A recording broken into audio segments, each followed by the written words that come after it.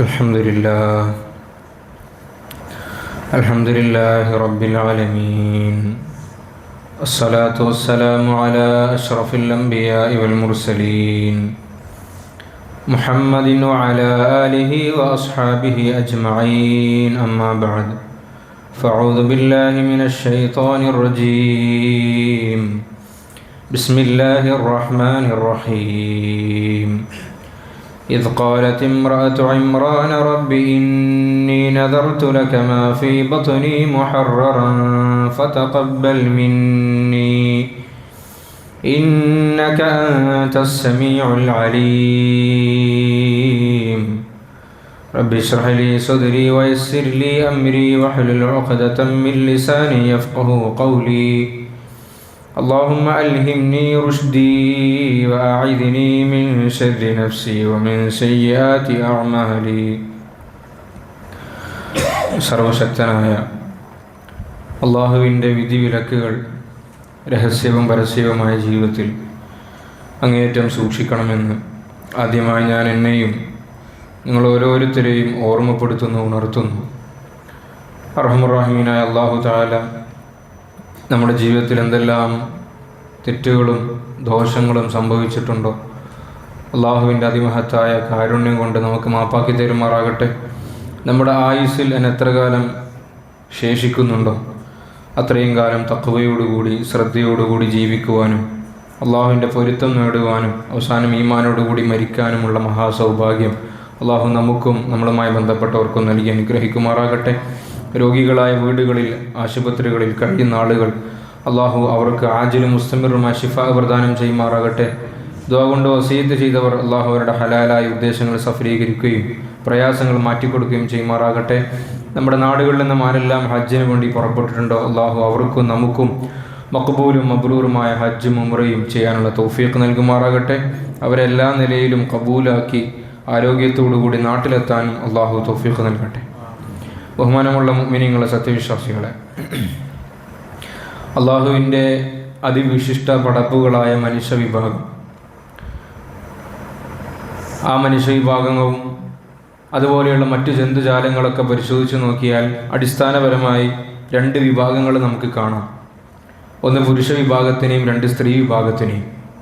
ജീവനുള്ള എല്ലാ ജന്തുക്കളിലും ഈ രണ്ട് വിഭാഗത്തിനെ നമുക്ക് ദർശിക്കാൻ വേണ്ടി സാധിക്കും. ഇന്ന് പുതിയ പുതിയ ഗ്രൂപ്പുകൾ വരുന്നുണ്ടെങ്കിൽ പോലും മൂന്നാം ലിംഗം എന്നൊക്കെ പറഞ്ഞിട്ട് പുതിയ വിഭാഗങ്ങളുടെ പേരുകൾ നമ്മൾ പരിചയപ്പെടാറുണ്ടെങ്കിൽ പോലും ശറഅ് അതിനെ കാണുന്നത്, ഇനിയിപ്പോൾ അങ്ങനെ ഒരു മൂന്നാം ലിംഗം അല്ലെങ്കിൽ ഒരു പുരുഷൻ്റെ ശരീരത്തിൽ സ്ത്രീ ലിംഗമുള്ള ഒരാൾ തന്നെ ജനിക്കുകയാണെങ്കിൽ അവർക്ക് മൂന്നാം ലിംഗമായിട്ടല്ല ശറഅ് അവരെ കാണുന്നത്. അവർ ഏതിനോടാണ് കൂടുതൽ പ്രാമുഖ്യം കാണുന്നത് അതിലേക്കാണ് അവരെ ചേർക്കുക. പുരുഷനോട് കൂടുതൽ സാമ്യമുണ്ടെങ്കിൽ പുരുഷനിലേക്ക് ചേർക്കും. സ്ത്രീയോടാണ് കൂടുതൽ സാമ്യമുള്ളത് എങ്കിൽ സ്ത്രീയോട് ചേർക്കും. സ്ത്രീക്ക് ശറഅ് പറഞ്ഞിട്ടുള്ള എല്ലാ വിധി വിലക്കുകളും ഇയാൾക്ക് ബാധകമാകും. ഇനി പുരുഷനിലേക്കാണ് ചേർക്കപ്പെടുന്നത് എങ്കിൽ പുരുഷൻ എന്തെല്ലാം നിയമങ്ങൾ ശരീഅത്ത് കൽപ്പിച്ചിട്ടുണ്ടോ അതൊക്കെ ഇയാൾക്കും ബാധകമാകും. ഫിഖ് അതൊക്കെ വളരെ വിശാലമായി ചർച്ച ചെയ്യുന്നുണ്ട്. അടിസ്ഥാനപരമായി നമ്മൾ നോക്കിയാൽ പുരുഷവർഗം, സ്ത്രീവർഗം, ഇങ്ങനെയാണ് നമ്മൾ പണ്ട് മുതൽക്കേ പറയുന്നതും ഇപ്പോൾ നമ്മൾ പറയുന്നതും. ജൈവശാസ്ത്രപരമായും ബയോളജിക്കലി മാത്രമല്ല ഈ വ്യത്യാസം നമുക്ക് കാണാൻ വേണ്ടി സാധിക്കുക. ചിന്താ മേഖലകളിൽ, വൈകാരിക പ്രകടനങ്ങളിൽ, വിഷയങ്ങളെ മനസ്സിലാക്കുന്നതിൽ എല്ലായിടത്തും ഈ സ്ത്രീ പുരുഷ വ്യതിയാനം നമുക്ക് കാണാൻ വേണ്ടി സാധിക്കും. ചരിത്രമുണ്ടായ അന്ന് മുതൽ നമ്മൾ പരിശോധിച്ച് നോക്കിയാൽ സ്ത്രീ സമൂഹത്തിനെ ലോകം വീക്ഷിച്ചിരിക്കുന്നത് അബലകളായിട്ടും ഒന്നിനും കൊള്ളാത്തവരായി, കേവലം കമ്പോളത്തിലെ വിൽക്കപ്പെടുന്ന ചരക്കുകളായിട്ടും അങ്ങനെ ഒരു വിഭാഗമായിട്ടാണ് സ്ത്രീകളെ പൊതുവിലെ കണ്ടുവന്നിരുന്നത്. അതിൽ നിന്നും പരിശുദ്ധ ഇസ്ലാം അല്ലാത്ത മറ്റു മതങ്ങളും ഒന്നും ഒഴിവല്ല. ഋതുമതികളായി കഴിഞ്ഞാൽ സ്വന്തം വീട്ടിൽ താമസിക്കാതെ വീട്ടിൻ്റെ പുറത്തു പോയി വേറെ മുറിയെടുത്ത് താമസിക്കണം എന്ന് വിശ്വസിക്കുന്ന ആളുകൾ ഇന്നും ഉണ്ട്. ഋതുമതികളായി കഴിഞ്ഞാൽ അവർക്ക് ഇന്ന കാര്യങ്ങൾ പാടില്ല വീട്ടിൻ്റെ അകത്ത് പോലും എന്ന് ഇന്നും വിശ്വസിക്കുകയും പരസ്യമായിട്ടല്ലെങ്കിലും രഹസ്യമായിട്ടാണെങ്കിൽ പോലും പ്രചരിപ്പിക്കുന്ന ആളുകളുണ്ട്. അപ്പം ഇങ്ങനെ നമ്മൾ ചരിത്രം പരിശോധിച്ച് നോക്കിക്കഴിഞ്ഞാൽ സ്ത്രീയെ സംബന്ധിച്ചിടത്തോളം അത് ചർച്ച ചെയ്യപ്പെടേണ്ടാത്തൊരു വിഭാഗമാണ്. അവർക്കിപ്പോൾ എന്താണ് കാര്യമായിട്ടുള്ളത്? പുരുഷന്റെ കാര്യങ്ങൾ ചെയ്തു കൊടുക്കാൻ വേണ്ടിയിട്ടുള്ള ഒരു വിഭാഗം മാത്രമായിട്ടാണ് ലോകം സ്ത്രീ സമൂഹത്തിനെ മനസ്സിലാക്കിയിട്ടുള്ളത്. പരിശുദ്ധമായ ഇസ്ലാം കടന്നു വരുന്ന പശ്ചാത്തലം പോലും നമ്മൾ പരിശോധിക്കുമ്പോൾ ഇന്നിപ്പം നമ്മളൊരാൾ മരിച്ചു കഴിഞ്ഞാൽ അള്ളാഹു നമ്മളൊക്കെ മരണം നന്നാക്കി തരട്ടെ, അള്ളാഹു നമുക്ക് ആഫിയത്ത് നൽകട്ടെ. മരിച്ചാൽ നമ്മുടെ സ്വത്ത് വീതം വെക്കും. ഒരാൾക്ക് 10 ലക്ഷം രൂപ അയാളെ കയ്യിലുണ്ടെങ്കിൽ ആ 10 ലക്ഷം രൂപത്തിന് അർഹരായ ആളുകളുണ്ടെങ്കിൽ വീതം വെക്കും. സ്ഥലമുണ്ടെങ്കിൽ ആ സ്ഥലം വീതം വെക്കും. വീടുണ്ടെങ്കിൽ ആ വീട് വീതം വെക്കും. ഇതാണ് ഇസ്ലാമിൻ്റെ ആ ഒരു വറാസത്തിൻ്റെ സിസ്റ്റം. ജാഹിലിയ കാലഘട്ടത്തിൽ ഒരു മനുഷ്യൻ മരിച്ചാൽ അയാൾ സ്വത്ത് മാത്രമല്ല വീതം വെക്കുക. അയാൾക്കൊരു ഭാര്യ ഉണ്ടെങ്കിൽ ഈ ഭാര്യ ഈ പറയപ്പെട്ടതുപോലെ അനന്തരാവകാശികളിൽ ആർക്കെങ്കിലും ഒരാൾക്ക് പോകും. ഭർത്താവ് മരിച്ചിട്ട് ഇദ്ദ കഴിഞ്ഞിട്ട് നിക്കാഹ് കഴിക്കുന്ന കഥയല്ല ഈ പറയുന്നത്. നിർബന്ധമായും ഒരാൾ അണ്ടറിലേക്ക് പോകും. ഈ സ്ത്രീക്ക് ഇഷ്ടമുണ്ടായാലും ഇഷ്ടമില്ലെങ്കിലും. ഈ മരിച്ച ആൾക്ക് പെൺകുഞ്ഞുണ്ട് എന്ന് ധരിക്കുക എങ്കിൽ സ്വത്തും വീതം വെക്കുന്നതിന്റെ കൂട്ടത്തിൽ ഈ പെൺകുഞ്ഞിനെയും ഏതെങ്കിലും കുടുംബത്തിൽപ്പെട്ട ഒരാൾക്ക് അനന്തരമായിട്ട് കിട്ടും. ബലാത്കാരമായിട്ട് തന്നെ, അനുവാദമുണ്ടെങ്കിലും ഇല്ലെങ്കിലും. ഇതായിരുന്നു ശരീഅത്ത് വരുന്നത് വരെ ജാഹിലിയത്തിൽ പോലും നടമാടിന്റെ കാലം. അപ്പോൾ വസ്തുക്കൾ പരസ്പരം കൈമാറ്റം ചെയ്യപ്പെടുന്നത് പോലെ ഉപയോഗിക്കപ്പെട്ട ഒരു കമ്മോഡിറ്റി മാത്രമായിരുന്നു സ്ത്രീ വിഭാഗം എന്ന് മനസ്സിലാക്കാൻ ഈ ഒരൊറ്റ ഉദാഹരണം മതി. അവിടെയാണ് അള്ളാഹു ഇടപെടുന്നത്. യാ അയ്യുഹല്ലദീന ആമനൂ ലാ യഹില്ലു ലക്കും അൻ തരിസു നിസാഅ കർഹ. ഇങ്ങനെ സ്വത്ത് അനന്തരം വെക്കുന്നത് പോലെ സ്ത്രീ വിഭാഗത്തിന് നിങ്ങൾ അനന്തരം വെക്കാൻ വേണ്ടി പാടില്ല, വിൽക്കാൻ വേണ്ടി പാടില്ല. മനുഷ്യന്മാരാണ് അവർ എന്ന ഒരു കാഴ്ചപ്പാടിലേക്ക് ഇസ്ലാം അവർ വളർത്തുകയുണ്ടായി. ഞാൻ പറഞ്ഞു വരുന്നത്, ഇസ്ലാം വരുന്നത് വരെ സ്ത്രീകളെ സംബന്ധിച്ചിടത്തോളം അവകാശങ്ങൾ ധ്വംസിക്കപ്പെട്ട നിഷേധിക്കപ്പെട്ട എല്ലാ നിലയിലും ഒരു മൂന്നാം കിടക്കാരായി കണ്ടിരുന്ന അവസ്ഥയിലാണ് മനുഷ്യന്മാരുണ്ടായിരുന്നത്. ഇസ്ലാം വരുന്നു, എല്ലാ നിലയിലും സമൂലമായ മാറ്റങ്ങൾ ഉണ്ടാക്കുമ്പോൾ ഈ മേഖലയിൽ ഇസ്ലാം കൊണ്ടുവന്ന അല്ലെങ്കിൽ ഇസ്ലാം എങ്ങനെയാണ് ഈ വിഷയത്തിനെ സമീപിച്ചത് എന്ന് നമ്മൾ മനസ്സിലാക്കിയാൽ നമ്മൾ അത്ഭുതപ്പെട്ടു പോകും. പരിശുദ്ധമായ ഖുർആൻ ഷരീഫാണല്ലോ ഇസ്ലാമിന്റെ അടിസ്ഥാന ഗ്രന്ഥം. നമ്മൾ എന്തിലേക്കും ചൂണ്ടുമ്പോൾ ആദ്യം പരിശുദ്ധമായ ഖുർആൻ ഷരീഫിലേക്കാണ് നമ്മൾ ചൂണ്ടുക. അള്ളാഹു നമുക്കത് പഠിക്കാനും ജീവിതത്തിൽ ഉൾക്കൊള്ളുവാനും മറ്റുള്ളവർക്ക് എത്തിച്ചെടുക്കാനുള്ള തൗഫീഖ് അള്ളാഹു നമുക്ക് നൽകി അനുഗ്രഹിക്കുമാറാകട്ടെ. ആ ഖുർആൻ നമ്മളിങ്ങനെ വായിച്ചു വരുമ്പോൾ, ആ അധ്യായങ്ങൾ നമ്മളിങ്ങനെ നോക്കി വരുമ്പോൾ, ആ അധ്യായങ്ങളുടെ പേരുകൾ നമ്മളിങ്ങനെ നോക്കി വരുമ്പോൾ, ആ പേരുകളിൽ തന്നെ നമുക്ക് ഇതിന്റെ ശക്തി നമുക്ക് മനസ്സിലാക്കാൻ വേണ്ടി സാധിക്കും. റസൂലുള്ളാഹി സ്വല്ലല്ലാഹു അലൈഹി വസല്ലം തങ്ങളെക്കാൾ ഉത്കൃഷ്ടനായ ഒരു വ്യക്തിയില്ല ഈ പ്രപഞ്ചത്തിൽ. നബി തങ്ങളുടെ ഭാര്യമാരേക്കാൾ പാതിവൃത്യമുള്ള സംശുദ്ധകളായ സ്ത്രീകൾ ഈ ലോക ചരിത്രത്തിൽ കടന്നു പോയിട്ടില്ല, ഇനി കടന്നു പോവുകയുമില്ല.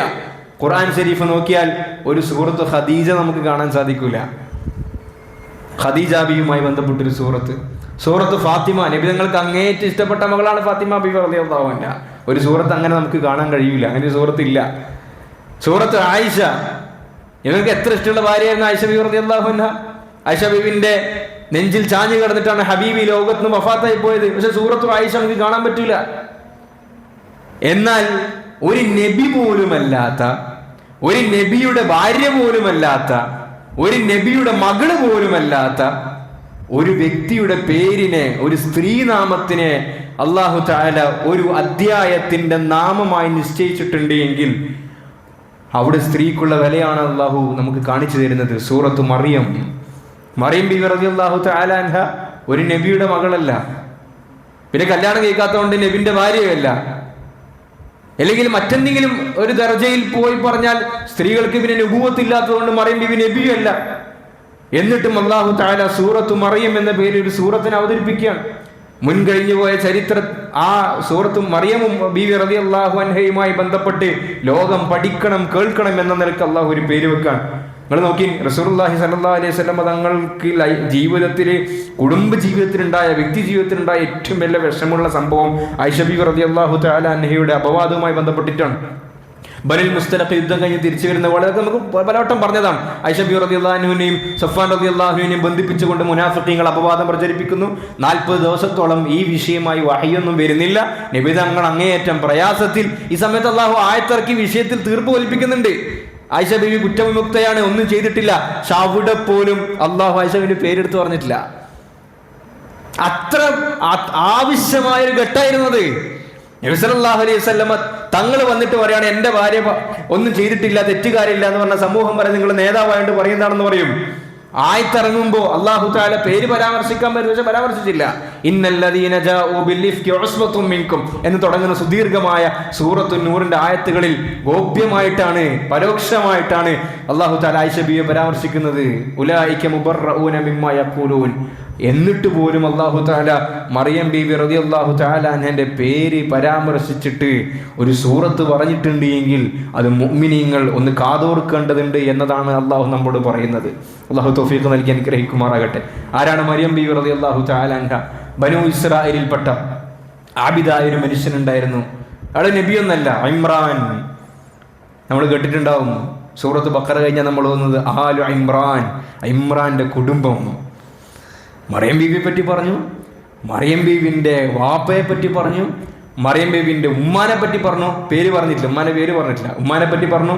മറിയം ബീവി റളിയല്ലാഹു തആല എൻ്റെ കുടുംബക്കാരനായ സക്കരിയ നബി അലൈഹി സ്വലാത്തു വസ്സലാമിനെ പറ്റി പറഞ്ഞു. മറിയം ബീവി റളിയല്ലാഹുവിൻ്റെ മകനായ ഈസാ നബി അലൈഹി സ്വലാത്തു വസ്സലാമിനെ പറ്റി പറഞ്ഞു. ഒരു കുടുംബത്തിനെ മൊത്തം ഫോക്കസ് ചെയ്തുകൊണ്ട് ഇസ്ലാം ഖുർആൻ സംസാരിച്ചിട്ടുണ്ടെങ്കിൽ അത് ഈസാ നബി അലൈഹി സ്വലാത്തു വസ്സലാം, മറിയം ബീവി മാത്രമാണ്. റസൂലുള്ളാഹി സ്വല്ലല്ലാഹു അലൈഹി വസല്ലം മാതാപിതാക്കളെ പറ്റി പരാമർശമില്ല, ചർച്ചയില്ല. മക്കളെ പറ്റി പരാമർശം ഖുർആനിലില്ല. കുടുംബത്തിലെ മറ്റു ബന്ധുക്കളെ പറ്റി, അബൂ ലഹബിനെ പറ്റി പരാമർശം ഉണ്ടെങ്കിലും അത് ശകാരിച്ചുകൊണ്ടുള്ള പരാമർശമാണ്, അതല്ലാത്ത പരാമർശങ്ങളില്ല.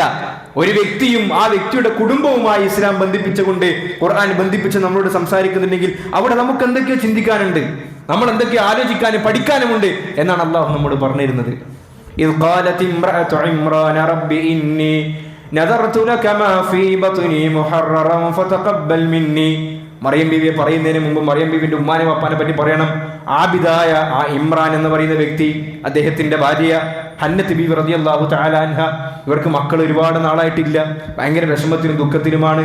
അവർ ദുആ ചെയ്യുന്നുണ്ട്. അങ്ങനെ അള്ളാഹുവിൻ്റെ തീരുമാനപ്രകാരം അവർ ഗർഭിണിയാകുന്നു. ആ സന്തോഷത്തിൽ അള്ളാഹു, ഞാൻ ഇത്രയും കാലം കാത്തു നിന്ന് ഞാൻ മോഹിച്ച് ഒരു കുഞ്ഞിനെ കിട്ടിയാൽ നമ്മൾ സാധാരണ എന്താ ചെയ്യുക? കാത്ത് കിട്ടിയത് നമ്മൾ ആർക്കും കൊടുക്കാതെ നമ്മളിലേക്ക് ഒതുക്കുകയാണ് ചെയ്യുക.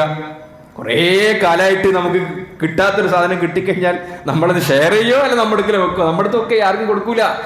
അതുപോലെ ബഹുമാനപ്പെട്ട ഹന്നത്ത് ബീവി റളിയല്ലാഹു തആല അൻഹ കാലങ്ങളുടെ കാത്തിരിപ്പിന് ശേഷം ഒരു ഗർഭം ധരിക്കുന്നു. എന്താ ഫിക്ർ ചെയ്യുക? എൻ്റെ കുട്ടിനെ ഏടി ഞാൻ പറഞ്ഞു വിടൂല, എൻ്റെ കുട്ടിനെ എൻ്റെ പേര് തന്നെ പോകണം. എന്തുകൊണ്ട്? കാലങ്ങളായി കാത്തു കിട്ടിയ കുട്ടിയാ. പക്ഷെ ആ ഉമ്മ പറയുന്നത് എന്താണെന്നറിയോ? റബ്ബി ഇന്നി നദർതു ലക മാ ഫീ ബത്നി മുഹററ. പ്രസവിച്ചിട്ട് പോലില്ല റബ്ബേ, എൻ്റെ വയറ്റിലുള്ള കുഞ്ഞെന്താണ് ആ കുഞ്ഞിനെ ഞാൻ നിനക്ക് വേണ്ടി നേർച്ചയാക്കിയിരിക്കുന്നു. അല്ലാഹു അക്ബർ കബീറ. അന്നൊരു സമ്പ്രദായം ഉണ്ടായിരുന്നു എന്ന് പറഞ്ഞാൽ, ഗർഭിണികളായി കഴിഞ്ഞാൽ സ്ത്രീകൾ നേർച്ച വെക്കും. പ്രസവിക്കുന്ന കുഞ്ഞിനെ മസ്ജിദുൽ അഖ്സയുടെ ഖിദ്മത്തിന് വേണ്ടി, ആ പള്ളിയുമായി ബന്ധപ്പെട്ട കാര്യങ്ങൾ ചെയ്യാൻ വേണ്ടിയിട്ട് പ്രസവിക്കുന്നതിന് മുമ്പ് തന്നെ നിയ്യത്ത് വെക്കും. അല്ലാഹു നമുക്കൊക്കെ നല്ല നിയ്യത്ത് വെക്കാനുള്ള തൗഫീഖ് നൽകുമാറാകട്ടെ. നമ്മൾ ഭാര്യ പ്രഗ്നൻ്റ് ആകുമ്പോൾ അല്ലെങ്കിൽ നമ്മൾ അതൊക്കെ ആ ഒരു ഫേസിൽ കൂടെയൊക്കെ കടന്നു പോകുമ്പോൾ നല്ല നല്ല നിയ്യത്തുകൾ വെക്കണം. ദീൻ്റെ ഖാദിമാക്കണം, ആലിമാക്കണം, അല്ലെങ്കിൽ അതുമായി ബന്ധപ്പെട്ട അങ്ങനെ നീയത്ത് നമ്മൾ വെക്കണം. ഇൻഷാ അല്ലാഹ് അതിൻ്റെ ഇൻഫ്ലുവൻസ് നമ്മുടെ മക്കളിലേക്ക് ഉണ്ടാവും. വയറ്റിലായ ഉടനെ തന്നെ നമ്മൾ വലിയ വലിയ ഭൗതികമായ സ്വപ്നങ്ങളെല്ലാം കണ്ട് അത് റിസ്ക് മുഖദ്ദർ നമ്മുടെ പോക്കറ്റിലെത്തും. ഞാൻ പണിയെടുത്താലും പണിയെടുത്തില്ലെങ്കിൽ പണിയെടുക്കണം, പക്ഷേ ഇത് നീയത്ത് വെച്ചേ പറ്റും. ആ സ്ത്രീ പറഞ്ഞു, റബ്ബി ഇന്നി നദർതു ലക മാ ഫീ ബത്നി മുഹററ. എൻ്റെ വയറ്റിലുള്ള കുഞ്ഞിനെ റബ്ബേ ഞാനിതാ നിനക്ക് വേണ്ടി നേർച്ചയാക്കിയിരിക്കുന്നു. ഒരു സാധനം നേർച്ചയാക്കിയ ഇസ്ലാമിന്റെ വിധി അറിയാലോ, നേർച്ചയാക്കിയാൽ പിന്നെ തിരിച്ചെടുക്കാൻ പറ്റൂല. വഖഫ് മുതൽ പോലെയാണ്. ഞാൻ ഇത് നിനക്ക് നൽകാൻ നേർച്ചയാക്കിയിരിക്കുന്നു എന്ന് പറഞ്ഞാൽ അത് അയാൾക്കായി.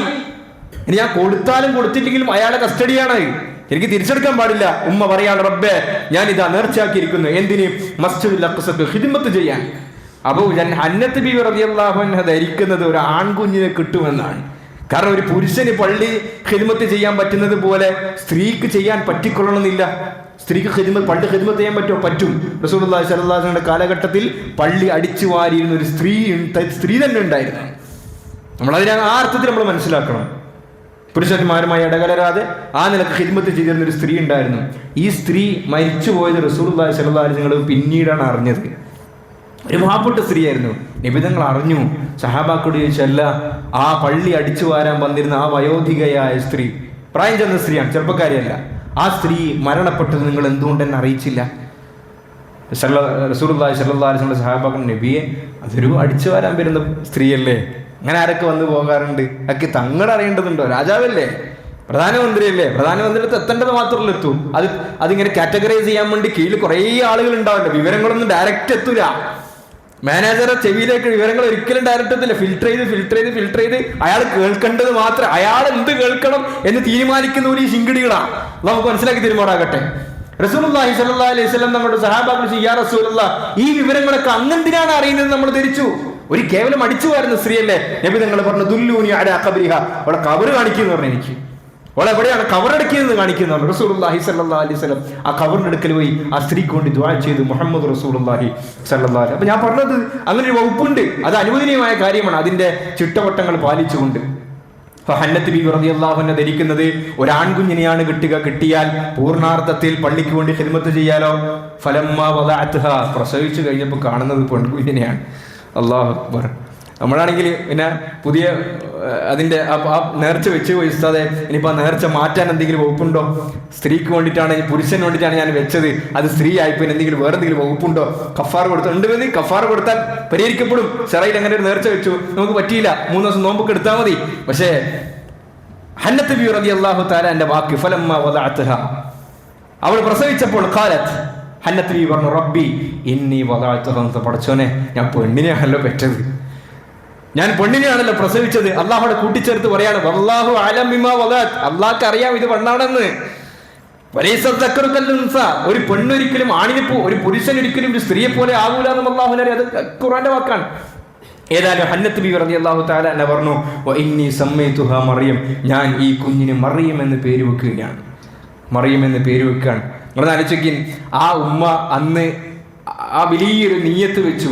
ഒരു സാധു കുടുംബം, BC ഏത് നൂറ്റാണ്ടിലാണ് വരിക? ഈസാ നബി അലൈഹി സ്വലാത്തു വസ്സലാമിന്റെ ഒക്കെ ജനനത്തിന് മുമ്പാണല്ലോ ഈ സംഭവങ്ങളൊക്കെ നടക്കുന്നത്. നൂറ്റാണ്ടുകൾക്കപ്പുറത്ത് അവിടെ ഈ നിയ്യത്ത് വെക്കുന്നു, മറിയം എന്ന് പേരിടുന്നു. BC കഴിഞ്ഞു, AD 2000 ആണ്ട് കഴിഞ്ഞിട്ട് നമ്മൾ ഇന്ന് ഈ മറിയം എന്ന് പേര് പറയുന്നുണ്ടെങ്കിൽ അത് ആ ഉമ്മ ഹന്നത്ത് ബീവി റളിയല്ലാഹു തആല അൻഹയുടെ നിയ്യത്തിന്റെ ബറക്കത്ത് കൊണ്ടാണ്. നമുക്ക് മനസ്സിലാക്കി തരുമാറാകട്ടെ. വഇന്നി സമ്മൈതുഹാ മറിയം, ഞാനിതാ മറിയം എന്ന് പേര് വെക്കുകയാണ്. അവ സമർപ്പണമാണ്, തനിക്ക് കിട്ടിയതിനെ അള്ളാഹുവിനോട് സമർപ്പിക്കുക. പ്രിയമുള്ളവരെ, നമ്മൾ ബലികർമ്മത്തിന്റെ കാര്യങ്ങളിലേക്കൊക്കെ നമ്മൾ വരുന്നു. ഉദ്ഹിയ വരുന്നു, ഹജ്ജ് പെരുന്നാൾ വരുന്നു. എന്താണ് ഉദ്ഹിയ? സമർപ്പണമാണ്. അള്ളാഹു എനിക്ക് നൽകിയതിനെ ഞാൻ അള്ളാഹുവിനോട് സമർപ്പിക്കുന്നു. കാരണം ഈ ഉള്ളിലുള്ള അള്ളാഹുവിനോടുള്ള മഹബത്തും ഞാൻ അള്ളാഹുവിന്റെ അടിമയാണെന്നുള്ള ബോധവും ഒക്കെ തെളിയിക്കണല്ലോ. നമ്മളിങ്ങനെ നാവുകൊണ്ട് നമ്മൾ അള്ളാന്റെ ആളാണ്, നമ്മൾ അള്ളാന്റെ ഭയങ്കര മുഹിബ്ബീങ്ങളാണ്, അള്ളാന്റെ ഭയങ്കര പിരിശം വെക്കുന്ന ആളുകളാണ്. വാക്ക് ആവശ്യമില്ല, ആർക്കും എന്തും പറയാം. നാക്കിന് എല്ലില്ലാത്തടത്തോളം കാലം, ഭാഷ അറിയുന്നിടത്തോളം കാലം ഏത് മനുഷ്യനും എന്തും പറയാൻ പറ്റും. ഇവിടെ നിങ്ങൾ തെളിവുകളാണ് നമുക്ക് ആവശ്യം, തെളിവുകളാണ് സംസാരിക്കേണ്ടത്. വർത്താനം പറയാൻ എല്ലാവരും കൊണ്ട് കഴിയും, നമ്മൾ വർത്താനൊക്കെ നന്നാക്കി തരുമാറാകട്ടെ. സംസാരിക്കാൻ എല്ലാവർക്കും കൊണ്ട് പറ്റും, തെളിവുകളാണ് ആവശ്യം. അള്ളാഹുവിനെ സ്നേഹിക്കുന്നുണ്ടോ? സമർപ്പിക്കുക. ഹന്നത്ത് ബീവി കൊടുത്തതുപോലെ എന്ത് കൊടുക്കാൻ പറ്റും?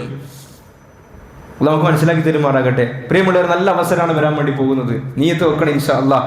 ഈ വർഷത്തെ ഉദ്ഹിയയിൽ നമ്മൾ പങ്കുചേരണം. റസൂലുള്ളാഹി സ്വല്ലല്ലാഹു അലൈഹി വസല്ലം തങ്ങൾ പറഞ്ഞു, ഉദ്ഹിയ അറക്കാൻ കഴിവുണ്ടായിട്ട് അയാൾ ഉദ്ഹിയ അറക്കുന്നില്ലെങ്കിൽ ഫലാ യഖ്റുബന്ന മുസല്ലാന, ഹജ്ജ് പെരുന്നാളിന്റെ അന്ന് നിസ്കരിക്കാൻ നമ്മൾ മുസല്ലയിൽ വരണ്ട. കാരണം അതുപോലും പറ്റുന്നില്ലെങ്കിൽ, അള്ളാഹുവിനോട് സമർപ്പിക്കാൻ നിന്നെ കൊണ്ട് പറ്റുന്നില്ലെങ്കിൽ പിന്നെ എന്താണ് അടിമയും ഉടമയും തമ്മിലുള്ള ബന്ധം? ഇനി പൂർണ്ണാർത്ഥത്തിൽ നമുക്കൊരു മൃഗത്തിനെ വാങ്ങി, ആടിനെയോ മാടിനെയോ ഒട്ടകത്തിനൊന്ന് വാങ്ങിയിട്ട് അറക്കാൻ പറ്റുന്നില്ലെങ്കിൽ ശറഅ് കുറച്ചും കൂടി നമുക്ക് അളവ് തന്നിട്ടുണ്ട്. 7 ഓഹരി ആക്കിയിട്ട് അതിൽ ഒന്നിൽ കൂടിക്കോ.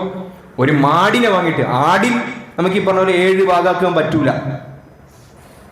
മാടിനെ വാങ്ങിക്കഴിഞ്ഞാൽ, ഒട്ടകത്തിനെ വാങ്ങിക്കഴിഞ്ഞാൽ അതിനെ നമുക്ക് 7 ഓഹരിയിൽ ഒരാൾ ഷെയർ കൂടി 5000, 6000, 7000 ഷെയർ കൊടുക്കുന്നുണ്ടല്ലോ നമ്മുടെ മസ്ജിദുകളിലും മറ്റ് പരിസര പ്രദേശങ്ങളിലൊക്കെ. നമ്മൾ നിയ്യത്ത് ചെയ്തിട്ട് അതിൽ പങ്കാളികളാകി. ഈ രക്തവും മാംസവും മജ്ജയെന്നല്ല അല്ലാഹുവിലേക്ക് എത്തുന്നത്, അതിൽ കൂടി നമ്മൾ തെളിയിക്കണം, റബ്ബേ നീ എനിക്ക് നൽകിയ സമ്പത്ത്. നിങ്ങൾ നോക്കി, ഏതൊക്കെ ലോകത്ത് മതവിശ്വാസങ്ങളുണ്ടോ, അത് ശരിയായതും തെറ്റായതുമാകട്ടെ, എല്ലാ വിഭാഗങ്ങളിലും അറിവുണ്ട്. ലോകത്ത് അള്ളാഹു അല്ലാത്തവർക്ക് വേണ്ടി എത്ര അറിവുകൾ നടക്കുന്നുണ്ട്, എത്ര പൂജകൾ നടക്കുന്നുണ്ട്. സമർപ്പിക്കുകയാണ് അള്ളാഹു ഇല്ലാത്തവർക്ക് വേണ്ടിയിട്ട്, മറ്റൊക്കെ സമർപ്പണങ്ങൾ നടക്കുകയാണ്. അവിടെയാണ് നമ്മൾ മറക്കുന്നത്. എന്താ വ്യത്യാസം? അവരും കഴുത്തിന് കത്തി വെക്കുന്നു, അവരും ചോര ഏൽപ്പിക്കുന്നു, മാംസം വിതരണം ചെയ്യുകയോ തിന്നുകയോ ചെയ്യുന്നു. നമ്മളും ഇത് തന്നെയാണ് ചെയ്യുന്നത്, പ്രത്യേകിച്ചൊന്നും ചെയ്യുന്നില്ല. തക്ബീർ അടിക്കുന്നു, ഖിബ്ലക്ക് നേരെ മുർത്തിക്കുന്നൊക്കെ ഒഴിച്ചു വെച്ചാൽ വേറൊന്നും ചെയ്യുന്നില്ല. പക്ഷേ നമ്മളവിടെ പ്രഖ്യാപിക്കുകയാണ്, നിങ്ങൾ അള്ളാഹു അല്ലാത്തവർക്ക് വേണ്ടി, അള്ളാഹു അല്ലാത്തവരുടെ പ്രീതി കാംക്ഷിക്കാൻ വേണ്ടി നിങ്ങൾ അറവ് നടത്തുമ്പോൾ ഞങ്ങളെ പടച്ച അള്ളാഹുവിന് വേണ്ടിയിട്ട്, ഖലീലുല്ലാഹി ഇബ്രാഹിം നബി അലൈഹി സ്വലാത്തു വസ്സലാമിന്റെ ഓർമ്മ പുതുക്കുന്നതിന് വേണ്ടിയിട്ട് ഞങ്ങളിത് അറവ് നടത്തുന്നു, ഞങ്ങൾ അതിനു വേണ്ടി സന്നദ്ധമാകുന്നു. അതാണ് അള്ളാഹു പറഞ്ഞത്, വലികുല്ലി ഉമ്മത്തിൻ ജഅൽനാ മൻസകൻ. മുമ്പ് ഏതൊക്കെ സമുദായങ്ങൾ കഴിഞ്ഞു പോയിട്ടുണ്ടോ എല്ലാ വിഭാഗങ്ങൾക്കും അറവ് അള്ളാഹു നിശ്ചയിച്ചു കൊടുത്തിട്ടുണ്ട്. കാരണം ഈ തലമുറകളൊക്കെ നിങ്ങൾ നോക്കിയാൽ കാണാം, ബലിദാനം, ബലി കർമ്മം എന്ന് പറഞ്ഞിട്ട് എല്ലാ വിശ്വാസങ്ങളും കടന്നു പോയിട്ടുണ്ട്. അവിടെ തൗഹീദും ശിർക്കും തമ്മിൽ വേർതിരിയാൻ വേണ്ടിയിട്ടാണ് ഇസ്ലാം പ്രത്യേകമായ ഒരു ബലിയെക്കുറിച്ച് പറയുന്നത്. അതുകൊണ്ട് കഴിവുള്ള ആളുകളൊക്കെ നമ്മളതിൽ പങ്കാളികളാകണം. ഞാനത് പറയുമ്പോഴൊക്കെ പറഞ്ഞു പോയി, അല്ലാഹു തൗഫീഖ് നൽകി അനുഗ്രഹിക്കുമാറാകട്ടെ. അപ്പൊ ഞാൻ പറഞ്ഞത്, ബഹുമാനപ്പെട്ട ഹന്നത്ത് ബീവി റളിയല്ലാഹു തആല ആ നേർച്ചയെ പൂർത്തിയാക്കുന്നു. മറിയം ബീവി എന്ന പേര് വെക്കുന്നു. അവിടെ ഖിദ്മത്തിന് വേണ്ടി വിടുന്നു. ആരാണ് ഇവർ നോക്കാനുള്ളത്? വാപ്പയായ ഇമ്രാൻ റളിയല്ലാഹു തആല അൻഹു. അന്ന് ബനൂ ഇസ്രായേലിൽ ഉണ്ടായ ഒരു വരൾച്ചയിൽ ബഹുമാനപ്പെട്ടവർ വഫാത്തായി പോയി. പിന്നെ നോക്കാൻ ആരുമില്ല. അങ്ങനെ കുടുംബക്കാരൊക്കെ ചർച്ച ചെയ്തു, ആരാണ് നോക്കേണ്ടത്, ആരാണ് സംരക്ഷണ ചുമതല ഏറ്റെടുക്കേണ്ടത്. അവര് നെറുക്കിട്ടു. ആരെ പേരാണോ വരുന്നത് അതിനെ അവർ നെറുക്കിടാൻ വേണ്ടി അവർ രീതി സമീപിച്ചിരുന്നു. സമുദ്രത്തിൽ പോയി അവർ ഓരോ ആളുകളെയും പേരെഴുതിയ പേന സമുദ്രത്തിലേക്ക് ഇടാൻ വേണ്ടി, വെള്ളത്തിലേക്ക് ഇടാൻ വേണ്ടി അവർ തീരുമാനിച്ചു. ആരെ പേനയാണോ ഉയർന്നു നിൽക്കുന്നത് അയാളാണ് ഈ മറിയം ബീവി റളിയല്ലാഹു തആല അൻഹയെ സംരക്ഷിക്കേണ്ടത് എന്ന ധാരണയിൽ അവരെത്തി. അതാണ് ഇദ് യുൽഖൂന അഖ്ലാമഹും അയ്യുഹും യക്ഫുലു മറിയം. പേന അവരിട്ടപ്പോൾ പുറത്തു വന്ന പേര് ബഹുമാനപ്പെട്ട സക്കരിയ നബി അലൈഹിസ്സലാത്തു വസ്സലാമാണ്. മറിയം ബീവി റളിയല്ലാഹു തആല അൻഹയുടെ മാതാവിന്റെ അഥവാ ഹന്നത്ത് ബീവിയുടെ സഹോദരിയുടെ ഭർത്താവായിരുന്നു സക്കരിയ നബി അലൈഹിസ്സലാത്തു വസ്സലാം. ഒരു ആബിദത്തായ സ്ത്രീയെ സംരക്ഷിക്കാൻ വേണ്ടി അല്ലാഹു തആല ഒരു നബിയെ ചുമതലപ്പെടുത്തുന്നു. അല്ലാഹു അക്ബർ കബീറ. എന്താ ഒരു നബിന്റെ ദൗത്യം? എന്താ നബിന്റെ ദൗത്യം എന്ന് പറഞ്ഞാൽ ദഅവത്തും ഹിദായത്താണ്. ലോകത്തിലേക്ക് ദഅവത്ത് ഹിദായത്ത് ചെയ്യലാണ് പേഴ്സണൽ ഡ്യൂട്ടിയുമായി അള്ളാഹു നബിമാരെ അയക്കാറില്ല. നിങ്ങൾ നോക്കിക്കോ, പഠിച്ചോക്ക്. നമ്മൾ ഈ താരീഖും ഹദീസൊക്കെ പഠിച്ചു നോക്കി, നബിമാർക്ക് കൊടുക്കുന്ന ഡ്യൂട്ടി എന്ന് പറഞ്ഞാൽ സൊസൈറ്റിയുമായി ബന്ധപ്പെട്ട ഡ്യൂട്ടിയാണ്. മക്ക പിടിച്ചെടുക്കൽ അല്ല, അതിനല്ല നബിതങ്ങൾ വന്നത്. സൊസൈറ്റിയെ നിർത്തണമെങ്കിൽ ചിലപ്പോൾ മക്ക ആവശ്യം വരുമ്പോൾ മക്ക പിടിച്ചെടുക്കും. സക്കരിയ നബി അലൈഹി സ്വലാത്തു വസ്സലാമിനെ അള്ളാഹു ലോകത്തേക്ക് അയച്ചിട്ടുണ്ടെങ്കിൽ അത് ലോകത്തിന്റെ ഹിദായത്തിന് വേണ്ടിയിട്ടാണ്, അവിടുത്തെ ദഅവത്തിന് വേണ്ടിയിട്ടാണ്. അവിടെയാണ് അള്ളാഹു തആല ഒരു വ്യക്തിപരമായ ചുമതല അള്ളാഹു ഏൽപ്പിക്കുന്നത്. മറിയം ബീവി റളിയല്ലാഹു തആലയെ സംരക്ഷിക്കണം. എന്തിന്? സക്കരിയ നബി എന്തിന് സംരക്ഷിക്കണം എന്നുള്ള ചോദ്യം. ആ നാട്ടിൽ എന്തോരം ആളുകൾ ഉണ്ടാവും. സക്കരിയ നബിക്ക് വക്കാലത്ത് ഏൽപ്പിക്കാലോ. ഇനി അപ്പം പറയും, അന്യപുരുഷന്മാരില്ലേ മറിയം ബീവി റളിയല്ലാഹു അൻഹയെ കാണാൻ പറ്റുന്ന ആളുകൾ എന്നീ കുടുംബത്തിൽ വേറെ ആളുകൾ ഉണ്ടാവുമല്ലോ. അല്ലാഹു തആല സക്കരിയ നബി അലൈഹി സ്വലാത്തു വസ്സലാമിനെ മറിയം ബീവിയുടെ ചുമതല ഏൽപ്പിക്കുന്നത് എന്തുകൊണ്ട്? ഉമ്മ ചെയ്ത ഒരു നേർച്ച ഉണ്ടായിരുന്നു. ഉമ്മ ത്യാഗം ചെയ്തപ്പോൾ, എന്റെ കുഞ്ഞിനെ അള്ളാഹുവിന് വേണ്ടി സമർപ്പിക്കാൻ തയ്യാറായപ്പോൾ അല്ലാഹു തആല അത് ഏറ്റെടുത്തു. നിന്റെ കുഞ്ഞിനെ എനിക്ക് നൽകാൻ വേണ്ടി തയ്യാറായപ്പോൾ ഞാൻ നിങ്ങൾക്ക് വേണ്ടി അയച്ച പ്രവാചകനായ സക്കരിയ നബി അലൈഹി സ്വലാത്തു വസ്സലാമിനെ നിന്റെ കുഞ്ഞിന്റെ ചുമതല ഏൽപ്പിക്കുന്നു എന്നാണ് അതിന്റെ പറയാതെ പറയുന്ന വാക്ക്. അല്ലാഹു മനസ്സിലാക്കി തരുമാറാകട്ടെ. സക്കരിയ നബി അലൈഹി സ്വലാത്തു വസ്സലാം മറിയം ബീവി റളിയല്ലാഹുവിന്റെ കാര്യങ്ങളൊക്കെ നോക്കുമായിരുന്നു. മഹദിയായ മറിയം ബീവി റളിയല്ലാഹു തആല അൻഹ ബൈത്തുൽ മുഖദ്ദസിന്റെ കിഴക്ക് ഭാഗത്താണ് ഒരു മുറിയെടുത്തിട്ട് താമസിക്കുന്നത്. പള്ളിയോട് ചേർന്നിട്ട് ഒരു മുറിയെടുത്തിട്ട് അവിടെ താമസിക്കുന്നത് കിഴക്ക് ഭാഗത്ത്. നമുക്കാണ് ഇന്നും ക്രിസ്ത്യാനികൾ ആരാധനാലയങ്ങൾ നോക്കിയാൽ നമ്മൾ പടിഞ്ഞാറോട്ടേക്ക് തിരിഞ്ഞ് നിസ്കരിക്കുന്നത് പോലെ അവരുടെ ആരാധനാലയം കിഴക്കോട്ടേക്ക് നോക്കിയിട്ടുണ്ട്. അവർ ഖിബില മശ്രിഖാണ്, നമ്മളത് മഗ്രിബ്, നമ്മളത് കഅബയാണ്. ഇപ്പൊ നമ്മൾ കഅബ ഉള്ളത് മഗ്രിബിന്റെ ഭാഗത്തായതുകൊണ്ട് നമ്മളെ രാജ്യക്കാർ മഗ്രിബിലേക്ക് തിരിയുന്നു, അവർ മശ്രിഖിലേക്ക് തിരിയുക. അതിന്റെ കാരണം എന്താണ്? ഒന്ന്, മറിയം ബീവി റളിയല്ലാഹു തആല അൻഹ അന്ന് കൂടാരം അടിച്ചത് കിഴക്ക് ഭാഗത്താണ്. രണ്ട്, ഈസാ നബി അലൈഹി സ്വലാത്തു വസ്സലാമിനെ പ്രസവിച്ചതും കിഴക്ക് ഭാഗത്താണ്. അള്ളാഹു മനസ്സിലാക്കി തരുമ്പോൾ അത് ഈ ആയത്തിൽ നിന്ന് കിട്ടുന്നതാണ്. കിഴക്ക് ഭാഗത്തുള്ള ആ ഭാഗത്ത് ബഹുമാനപ്പെട്ട മറിയം ബീവി റളിയല്ലാഹു തആല അൻഹ കൂടാരം അടിച്ചു. സക്കരിയ നബി അലൈഹി സ്വലാത്തു വസ്സലാം ആവശ്യം പോലെ വസ്ത്രങ്ങളും ഭക്ഷണങ്ങളും എന്തൊക്കെയുണ്ട് അതൊക്കെ ചെയ്തു കൊടുക്കുമായിരുന്നു. അങ്ങനെ ചില സമയത്ത് വരുമ്പോൾ കാണുന്ന കാഴ്ച, മറിയം ബീവിന്റെ അടുക്കൽ പ്രത്യേകതരമായ വസ്തുക്കൾ, ഭക്ഷണങ്ങൾ, പ്രത്യേകിച്ച് ഭക്ഷണങ്ങൾ. വജദ ഇൻദഹാ റിസ്ഖ. ഭക്ഷണം എന്ന് പറഞ്ഞാൽ ഈ സീസണിൽ കിട്ടുന്ന ഫുഡല്ല. അങ്ങനെ ഓരോ സീസണിൽ കിട്ടുന്ന ഫുഡ് ഉണ്ടാവും. മാങ്ങ കിട്ടുന്ന ഒരു സീസൺ ഉണ്ടാവും, വത്ത കിട്ടുന്ന ഒരു സീസൺ ഉണ്ടാവും. സീസണിലല്ലാത്ത ഫുഡാണ് കിട്ടുന്നത്. ശൈത്യകാലത്ത് ഉഷ്ണകാലത്ത് കിട്ടേണ്ട ഫുഡുകൾ ഇവിടെ കാണുന്നു. ഉഷ്ണകാലത്ത് ശൈത്യകാലത്ത് കിട്ടേണ്ട ഫുഡുകൾ കാണുന്നു. സക്കരിയ നബി അലൈഹി സ്വലാത്തു വസ്സലാം അത്ഭുതമായി. ഞാനല്ലാത്ത ഇവിടെ വേറെ ആൾ വരുന്നില്ല. ഇനി ഞാനല്ലാത്ത ആള് വന്നാൽ പോലും ആ സീസണിൽ കിട്ടുന്ന ഭക്ഷണമല്ലേ ഉണ്ടാവും. ബഹുമാനപ്പെട്ട സക്കരിയ നബി അലൈഹി സ്വലാത്തു വസ്സലാം ചോദിച്ചു, ആകാംക്ഷയുടെ പുറത്തേക്ക് നിന്ന്, ഖാലയാ മറിയം അന്നാ ലക്കി ഹാദാ, ഇത് എവിടുന്ന് കിട്ടി മറിയമേ? രണ്ട് സാധ്യതയാണ്. ഒന്ന്, ഞാനില്ലാത്ത വേറൊരാളുടെ വരണം. ഞാനില്ലാത്ത വേറൊരാൾ വന്നാൽ പോലും ഈ പറഞ്ഞ കാര്യം എങ്ങനെ നടക്കും? ഔട്ട് ഓഫ് സീസണിലുള്ള ഫുഡ് എങ്ങനെ കിട്ടും? അത് കിട്ടൂലല്ലോ. മറിയം ബീവി റളിയല്ലാഹു തആല ഉടനെ പറഞ്ഞു, ഖാലത്ത് ഹുവ മിൻ ഇൻദില്ലാഹ്, ഇതെനിക്ക് എൻ്റെ റബ്ബ് നൽകിയതാണ്. നമ്മൾ നോക്കി, ഒന്ന് നബി സക്കരിയ നബി നബിയാണ്, വഹയി കിട്ടുന്ന നബിയാണ്. നബിമാർക്ക് എല്ലാം മോചിതത്ത് ഉണ്ടാവും. മോചിതത്ത് എന്താ? അമാനുഷികത ഉണ്ടാവും, അത് സ്വാഭാവികമാണ്. മറിയം ബീവി റളിയല്ലാഹു തആല അൻഹ എന്ന് പറയുന്നത് ഒരു സാധാരണക്കാരിയായ സ്ത്രീയാണ്, വിലായത്തിന്റെ പദവി എത്തിയ സ്ത്രീയാണ്. അപ്പൊ ഇവിടെ സക്കരിയ നബിക്ക് അല്ലാഹു തആല ഔട്ട് ഓഫ് സീസണിലുള്ള ഫ്രൂട്ട് ഭക്ഷണം കൊടുത്തിട്ട് അത് മറിയം ബീവിക്ക് കൊടുക്കുക എന്ന് പറഞ്ഞാൽ കുറച്ചും കൂടി ലോജിക്കാണ്.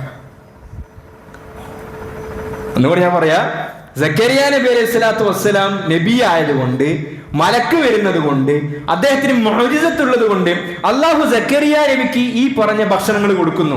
സീസണിലല്ലാത്ത ഫലങ്ങൾ കൊടുത്തിട്ട് സക്കരിയ നബിയോട് പറയുന്നു, നിങ്ങൾ ഈ ഫലങ്ങൾ മറിയം ബീവിക്ക് കൊടുക്കണേന്ന് പറഞ്ഞാൽ കുറച്ചും കൂടി കാര്യത്തിന് വ്യക്തത ഉണ്ട്. പക്ഷെ അള്ളാഹു തആല മറിയം ബീവി റളിയല്ലാഹു തആല അൻഹയ്ക്ക് നേരിട്ട് ഇറക്കി കൊടുക്കുന്നു. ഇതിനാണ് നമ്മൾ കറാമത്ത് എന്ന് പറയുന്നത്. സാധാരണക്കാരനായ മനുഷ്യനിക്ക്, വഹി ലഭിക്കാത്ത മനുഷ്യനിക്ക് അത്ഭുത പ്രവർത്തനങ്ങൾ കിട്ടിക്കഴിഞ്ഞാൽ അത് നമ്മൾ കറാമത്ത് എന്ന് പറയും. അപ്പോൾ സക്കരിയ ചോദിക്കാൻ, ആ അന്നാലിക്കിഹാദ നിനക്ക് തേർന്ന് കിട്ടി മറിയും എന്ന ചോദ്യത്തിൽ അതിൻ്റെ ഉള്ളിൽ ഇതൊക്കെ നമുക്ക് വായിക്കാൻ പറ്റും. നിനക്ക് തേർന്ന് കിട്ടി, ഞാൻ നബിയാണല്ലോ, എനിക്കിത് കിട്ടിയിട്ടില്ലല്ലോ, പക്ഷെ എനിക്കിത് കിട്ടിയല്ലോ. അവിടെയാണ് മറിയം ബീവി റളിയല്ലാഹു തആല അൻഹ പറഞ്ഞത്, ഖാലത്ത് ഹുവ മിൻ ഇൻദില്ലാഹ്, ഇതെനിക്ക് എൻ്റെ റബ്ബ് നൽകിയതാണ്. ഇന്നല്ലാഹ യർസുഖു മൻ യശാഉ ബിഗൈരി ഹിസാബ്. പടച്ചോൻ ഒരാൾക്ക് കൊടുക്കാൻ വേണ്ടി തീരുമാനിച്ചാൽ, ഒരാൾക്ക് കയ്യും കണക്കില്ലാതെ കൊടുക്കാൻ തീരുമാനിച്ചാൽ അതിന് കൽപ്പുള്ളവനാണ് അല്ലാഹു എന്ന് ഒരു നബിയോട് നബിയല്ലാത്ത വ്യക്തി പറയുന്നു. സക്കരിയ നബി ആണെങ്കിൽ സക്കരിയ നബിന്റെ പശ്ചാത്തലം നമ്മൾ നോക്കിയാൽ ഒരു കുഞ്ഞിന് വേണ്ടി ഒരുപാട് കാലമായി ആഗ്രഹിക്കുന്ന നബിയായിരുന്നു സക്കരിയ നബി അലൈഹി സ്വലാത്തു വസ്സലാം. സക്കരിയ നബി ദുആ ചെയ്യുന്നു, പടച്ചോനെ ഞാൻ മരിച്ചുപോയി, എനിക്ക് മക്കളൊന്നും ഇല്ലെങ്കിൽ എൻ്റെ ഈ ദൗത്യം ഏറ്റെടുക്കാൻ ഒരാള് ജീവിപ്പ്. നമ്മളൊക്കെ നോക്കി നമ്മുടെ ഉപ്പാവ് ജീവിച്ചിരിപ്പുണ്ട് എന്നതിന്റെ ഏറ്റവും വലിയ തെളിവെന്താ? ഞാനും നിങ്ങളൊക്കെ തന്നെയാണ്. നമ്മളെ തലമുറ ഉണ്ടായിരുന്നു, ഇന്ന് തറവാട് ഉണ്ടായിരുന്നതിന്റെ തെളിവെന്താ? നമ്മളൊക്കെ തന്നെയാണ്. നമ്മളങ്ങനെ ഒരാളില്ലായെങ്കിലോ മക്കളില്ലായിരുന്നെങ്കിലോ ആ പേര് തന്നെ അസ്തമിച്ചു പോകുമായിരുന്നു. സക്കരിയ നബി ദുആ ചെയ്ത്, പടച്ചോനെ എനിക്കൊരു മക്കളില്ലാതെ ഞാൻ പോയാൽ അങ്ങനെ ഒരു സക്കരിയ ഇവിടെ ജീവിച്ചിരുന്നു അലൈഹിസ്സലാത്തു വസ്സലാം, ആളുകൾ അറിയില്ല എന്ന് മാത്രമല്ല ഈ പ്രബോധനം ഏറ്റെടുക്കാനും കൂടി ഒരാൾ വേണമല്ലോ. ദുആ ചെയ്തിരുന്നു മക്കൾക്ക് വേണ്ടിയിട്ട്. അള്ളാഹുവിന്റെ സമയത്തിലേക്ക് അത് മാറ്റിവെച്ചതായിരുന്നു. ഈ രംഗം കണ്ടപ്പോൾ ഒന്നും കൂടി സക്കരിയ നബി അലൈഹി സ്വലാത്തു വസ്സലാമിന് ആ ദുആഇന്റെ കടുപ്പം ഒന്ന് കൂട്ടി. കാരണം ഒരു സാധാരണക്കാരിയായ സ്ത്രീക്ക് സീസൺ അല്ലാത്ത സമയത്ത് ഭക്ഷണം കൊടുക്കാൻ അള്ളാഹുവിന് കഴിയുമെങ്കിൽ വൈദ്യശാസ്ത്രം മുദ്ര കുത്തിയ സക്കരിയ നബിന്റെ ഭാര്യ പ്രസവിക്കൂല എന്ന് വൈദ്യശാസ്ത്രം മുദ്ര കുത്തിയിട്ടുണ്ട്, സർട്ടിഫിക്കറ്റ് കൊടുത്തിട്ടുണ്ട്, നിങ്ങളവൾ പ്രസവിക്കൂല. ഇദ്ദേഹമാണെങ്കിലോ പ്രായം ചെന്നിട്ടുണ്ട്, 120 വയസ്സൊക്കെ കഴിഞ്ഞിട്ടുണ്ട് സക്കരിയ നബി അലൈഹി സ്വലാത്തു വസ്സലാം. അപ്പൊ ഇത് അള്ളാഹുവിന് പോസിബിൾ ആണെങ്കിൽ, സാധാരണക്കാരിയായ സ്ത്രീക്ക് സീസൺ അല്ലാത്ത സമയത്ത് ഭക്ഷണം കൊടുക്കാൻ പറ്റുമെങ്കിൽ, ഈ പറയപ്പെട്ടതുപോലെ വയസ്സ് കടന്നിട്ടാണെങ്കിലും ശാരീരികമായ അവസ്ഥയില്ലെങ്കിലും സന്താനത്തിന് നൽകാൻ അള്ളാഹുവിന് കെൽപ്പുള്ളവനാണ് എന്ന ബോധ്യം ബഹുമാനപ്പെട്ട സക്കരിയ നബി അലൈഹി സ്വലാത്തു വസ്സലാമിന്റെ ഉള്ളിൽ ആഴ്ന്നിറങ്ങുകയാണ്. അവിടെയാണ് അള്ളാഹുവിനോട് ദുആ ചെയ്തത്. ഹുനാലിക ദഅ സക്കരിയ റബ്ബ, അവിടെ വെച്ചിട്ട് ദുആ ചെയ്തു. അള്ളാഹു നമുക്ക് നൽകുമാറാകട്ടെ. അള്ളാഹു നമ്മുടെ ഉള്ളിലേക്ക് ഇറങ്ങുമാറാകട്ടെ. നമ്മുടെ എത്രമാത്രം അസ്ബാബുകൾ ഉള്ളിൽ ഇങ്ങനെ പെട്ട് പോയി എന്ന് പറഞ്ഞാൽ അസ്ബാബിന്റെ അപ്പുറത്തേക്ക് നമുക്ക് ചിന്തിക്കാൻ പോലും നമുക്ക് പറ്റും. അസ്ബാബിൻ്റെ ഉള്ളിൽ ഇങ്ങനെ കുടുങ്ങി നമ്മളിങ്ങനെ കിടക്കുകയാണ്. എന്ത് വരുമ്പോഴും അസ്ബാബിൻ്റെ പുറത്ത് കാരണങ്ങൾ അത് അങ്ങനെ ആകുമ്പോൾ ഇങ്ങനെ ചെയ്യും. ഇന്ന് മെറ്റീരിയൽ ഉണ്ടായാൽ ഇന്ന് നടക്കും, ഇന്ന് മെഡിസിൻ ഉണ്ടായാൽ ഇന്ന് നടക്കും, അസ്ബാബ് വേണം, അസ്ബാബിനെ സമീപിക്കണം എന്ന് പോലും നമ്മൾ പറയേണ്ടി വരുന്നുണ്ടെങ്കിൽ പ്രിയമുള്ള നമ്മുടെ ഇമാനോടെ കിടക്കുന്നു. അസ്ബാബുകളുടെ റബ്ബ്, ഇതില്ലാതെ ഉണ്ടാക്കാൻ പറ്റുന്നവൻ, ആ റബ്ബിലേക്കാണ് നമ്മുടെ കൽബുകൾ തിരിയേണ്ടത്. ഹുനാലിക ദഅ സക്കരിയ റബ്ബ, അവിടെ വെച്ച് അള്ളാഹുവിനോട് ദുആ ചെയ്ത്, റബ്ബി ഹബ്ലി മിൻ ലദുൻക ദുർരിയതൻ തയ്യിബ, എനിക്ക് നല്ല പരിശുദ്ധമായ പരമ്പരയെ നീ എനിക്ക് നൽകണേ അല്ലാ. കുട്ടിയെന്നല്ല ചോദിച്ചത്, പരമ്പരയെ നൽകണേ അല്ലാ എന്നാണ്. ഇന്നക സമീഉ ദുആ, പടച്ചോനെ നീ എല്ലാ വിളികളും കേൾക്കുന്നവനാണല്ലോ. അതായിരുന്നു ആ പോയിന്റിൽ എത്തിക്കുകയായിരുന്നു അള്ളാഹുവിന്റെ ലക്ഷ്യം. വേണമെങ്കിൽ അള്ളാഹുക്ക് നേരത്തെ കൊടുക്കാം, പക്ഷേ ഇതൊന്നും കൂടി ഉള്ളിലേക്ക് തറക്കണം. അവിടെ വെച്ചത് സക്കരിയ നബി ദുആ ചെയ്യണം. ദുആ ചെയ്തു. അള്ളാഹു പറയാണ്, ഫനാദത്തുഹുൽ മലായികതു വഹുവ ഖായിമുൻ യുസല്ലി ഫിൽ മിഹ്റാബ്. അതൊക്കെ കഴിഞ്ഞിട്ട് സക്കരിയ നബി അലൈഹി സ്വലാത്തു വസ്സലാം നിസ്കരിക്കാൻ വേണ്ടി മെഹ്റാബിൽ കയറി നിന്നപ്പോൾ ബഹുമാനപ്പെട്ട സക്കരിയ നബിയെ മലക്കുകൾ അഭിസംബോധന ചെയ്തുകൊണ്ട് പറയാണ്, അന്നല്ലാഹ യുബശ്ശിറുക ബിയഹ്യ, നിനക്കൊരു കുഞ്ഞിനെ ലഭിക്കാൻ വേണ്ടി പോകുന്നു. പേര് പോലും നീ കണ്ടുപിടിക്കേണ്ട ആവശ്യമില്ല, ആ പേരും രാജാതിരാജനായ അള്ളാഹു തീരുമാനിച്ചിട്ടുണ്ട്. യഹ്യ എന്നാണ്. ചരിത്രത്തിൽ ആദ്യമായി യഹ്യ എന്ന പേര് വെച്ചത് സക്കരിയ നബിന്റെ മകനാണ്. അതിനു മുമ്പ് യഹ്യ എന്ന പേരില്ല. ഇതേ സംഭവം, സമാനമായ സംഭവം ലൂക്കോസിൻ്റെ 2-ാം അധ്യായത്തിൽ ഇതുപോലെ തന്നെ നറേറ്റ് ചെയ്യപ്പെട്ടിട്ടുണ്ട്. അള്ളാഹു നമുക്ക് മനസ്സിലാക്കി തരുമാറാകട്ടെ. അന്നല്ലാഹ യുബശ്ശിറുക ബിയഹ്യ മുസദ്ദിഖൻ ബികലിമത്തിൻ മിനല്ലാഹ് വസയ്യിദൻ വഹസൂറൻ വനബിയ്യൻ മിനസ് സാലിഹീൻ. സക്കരിയ നബിയുടെ ഭാര്യ ഗർഭിണിയാകുന്നു. ഇവിടെ മറിയം ബീവി റളിയല്ലാഹു തആല അൻഹ മസ്ജിദുൽ അഖ്സയുടെ ഖിദ്മത്തുമായി ഒരു ഒറ്റപ്പെട്ട സ്ഥലത്ത് അന്യപുരുഷന്മാരൊന്നും കാണാത്ത രീതിയിൽ അവിടെ അങ്ങ് മുന്നോട്ട് പോവുകയാണ്.